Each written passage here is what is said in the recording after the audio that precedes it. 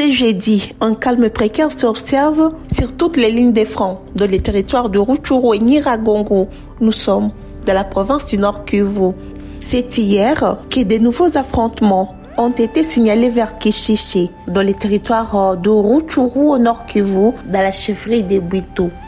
Ces nouveaux affrontements opposés depuis la matinée d'hier, les forces armées de la RDC et les M23 à Kishishi, dans le groupement de Bambo, chefferie de Bwito. Des détonations d'armes lourdes et légères ont été entendues pendant ces temps dans la région de Kishishi depuis 4 heures du matin. Selon les sources des populations locales, l'armée n'a pas hésité de repousser les rebelles venus de Bambo. Leur objectif était de prendre Kishishi et progresser vers Kirima et couper la route Kichanga-Goma.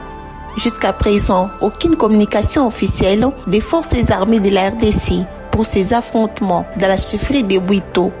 Sur les fronts sud-est, une psychose a été observée. Certains habitants des localités du groupement de Binza dans la chefferie de Bwisha se déplacent vers Nyamilima, Ishasha et Nyakakoma, toujours dans le groupement de Binza, territoire de Rutshuru, et d'autres victimes de guerre traversent la frontière pour se réfugier en Ouganda, pays voisin de la RDC. En rappel, depuis fin octobre dernier, les rebelles M23 se sont emparés de plusieurs agglomérations situées le long de la route nationale numéro 2 dans le territoire de Rutshuru. Le trafic entre Goma et Rutshuru demeure suspendu sur cet axe. Certains conducteurs de véhicules qui empruntent l'axe de Kichanga dans le territoire de Masisi éprouvent d'énormes difficultés pour atteindre Goma, la route, dans un état de délabrement très avancé dans cette période pluvieuse. Le Conseil de sécurité des Nations Unies exige la cessation des hostilités et le retrait immédiat du M23 de toutes les zones qu'il occupe de la province du Nord Kivu. Les membres du dit Conseil ont lancé cette exigence à l'issue du passage de la représentante spéciale du secrétaire général des Nations Unies en République démocratique du Congo, Bintou Keïta, qui a informé sur la situation volatile de la province du Nord Kivu. Peut-on lire sur les sites des Nations Unies, les membres du Conseil ont exigé la cessation immédiate des hostilités de toute nouvelle avancée du M23 et le retrait de toutes les zones occupées. À cette exigence, il appelle tous les groupes armés à cesser tout acte de violence tout en les invitant à rejoindre rapidement le processus de désarmement engagé par les gouvernements congolais. Aux groupes étrangers, ces conseils leur demandent de regagner leur pays d'origine. Je cite, les membres du Conseil ont appelé tous les groupes armés à cesser immédiatement toute forme de violence et ont exhorté tous les groupes armés congolais à participer sans condition au programme de désarmement, de démobilisation, de relèvement et stabilisation des communautés, et les groupes armés étrangers à désarmer immédiatement et retourner dans leur pays d'origine. Ils invitent à l'arrêt de tout soutien aux acteurs de groupes armés non étatiques, y compris les M23, et surtout ne pas tolérer ni fournir d'assistance aux groupes armés. Les conseils de sécurité apportent son soutien aux processus régionaux entrepris. Pendant ces temps, un moratoire de 48 heures vient d'être accordé au M23 pour la cessation des hostilités. Réunis ce mercredi 23 novembre dans le cadre du mini-sommet à Luanda, dans l'objectif d'établir les plans de mise en œuvre des actions prioritaires qui conduiront à la cessation des hostilités et au retrait du M23 des zones occupées sur le territoire congolais. Les chefs d'État ont accordé un moratoire de 2 jours aux éléments du M23 pour une cessation des hostilités et le retrait immédiat de toutes les localités. Je cite, cessation des hostilités en général, en particulier des attaques du M23 contre les forces armées de la RDC et la MONUSCO à partir de ce vendredi 25 novembre. Retrait du M23 des zones occupées et retour de ses positions initiales à Sabinyo, côté RDC, sous le contrôle des forces armées de la République démocratique du Congo, de la force régionale, en collaboration avec la MONUSCO, peut-on lire dans ses communiqués finaux. Ces mini-sommets renforcent l'idée de la création d'une zone tampon entre les belligérants et la cessation de tout soutien à tous les groupes armés opérant dans l'est de la République démocratique du Congo.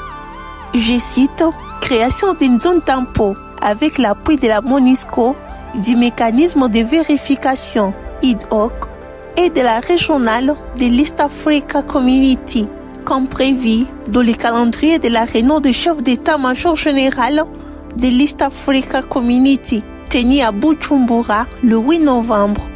Cessation de tout soutien politico-militaire au M23 et à tous les groupes armés locaux et étrangers opérant dans l'est de la République démocratique du Congo, poursuivent les chefs d'État.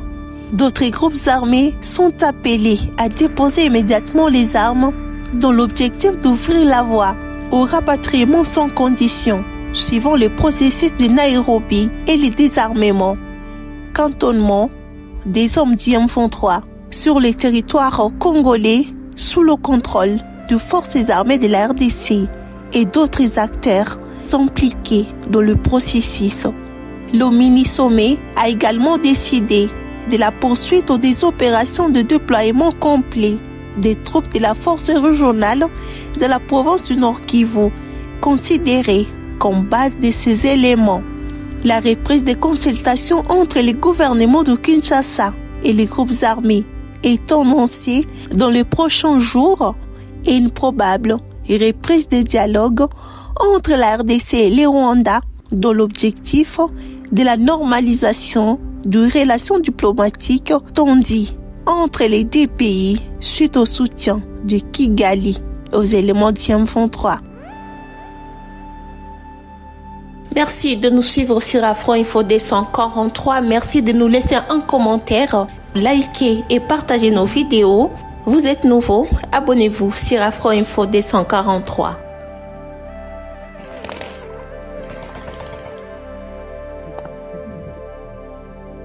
Masolo ya kwanga tikela bateke ya immobilier tikela Imo Congo hôpital ya PDG expert docteur en immobilier Leinzau Mayala. Pokuna mapangu nyonso za ya koteka sans exception. Esengeli boyebake pona ba problème na bino nyonso etali vente, achat, paie location, équipe ya ba professionnel ya Imo Congo hôpital ba traitaka yango dada avec impact na idéologie. Botu na nganini ba service eza yele na Imo Congo hôpital lokola vente, achat, location, paie likambo etali déménagement na bino bomi tungisa kutu te po ba bis permanent etandami wana kaka pona ko servir ba client na bango. Bonjour, les angai président ya Imo Congo hôpital. Tube yango hôpital pona nini? Donc toute personne ozoluka ndaku ya kofutela to ya kosomba pana biso baza ba maladie en immobilier. Alors nous sommes là pour na traiter cause ba solution. Muto ozoluka villa, concession, terrain vide, même en location ou bien achat. Donc moi et mon équipe nous sommes disponibles pour nous avoir solution. Faites-nous savoir tous vos besoins immobiliers et nous nous chargerons du reste. Imo Congo nyonso ya koteka sans exception. Mapango nyonso eza ya koteka sans exception. Wana route de Matadi, beaucoup d'infirmières, d'infirmières bazali, bakoyamba bino, bakosala musala comme il faut. To bengi bino ebele ba maman ba papa, ozala posa achat, vente, location. Toza wana pona kopesa bino ba solution ya ebele. Mama kozala no de cité toza awa biso moko okoti ozu lobiko na yo. Mapangu nyonso eza ya koteka sans exception. Biso na Imo Congo hôpital, mapangu nyonso eza ya koteka sans exception na bino. Ya solo bondi melanga masolo ya immobilier botikela yango Imo Congo hôpital. Pokuna mapangu nyonso eza ya koteka sans exception. Kodutete na ya bino peza ya koteka.